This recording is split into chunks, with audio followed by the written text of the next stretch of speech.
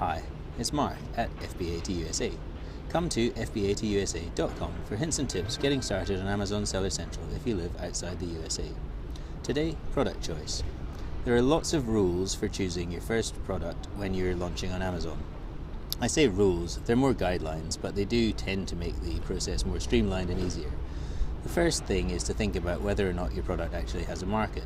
So you can look at the Amazon bestsellers list, and you can also use some of the paid tools that will help you look at whether or not the keywords that you think are associated with your tools are actually being searched on Amazon by potential buyers. Now, if you've done that, and you've also worked out why you're selling the product and why therefore people should buy from you, then you're in a good position to get going. But if you're still thinking about choosing between a few different products in different categories, and you've also made sure that the category you're starting with is one that probably doesn't require approval, then the next consideration is whether or not you're going to sell it off Amazon as well.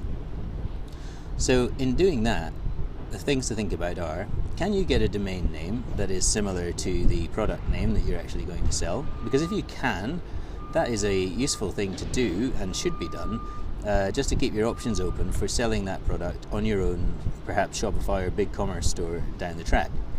The other thing you might want to think about is whether or not that product would sell well on other channels that are also popular e-commerce channels.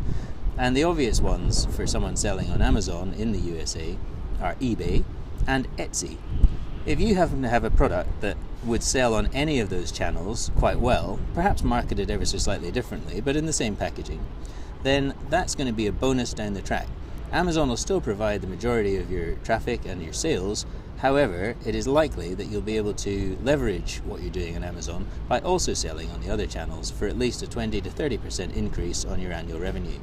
So, something to think about. If you're choosing between products and there's one that would be more easy to sell on Etsy rather than less easy to sell, perhaps something that's more attractive, a bit more crafty, a bit more interesting to female buyers, then that might be just the edge that might tip you in favor of choosing that product as your first one over another. It's all about growth and thinking beyond Amazon even as you start and embark on the journey.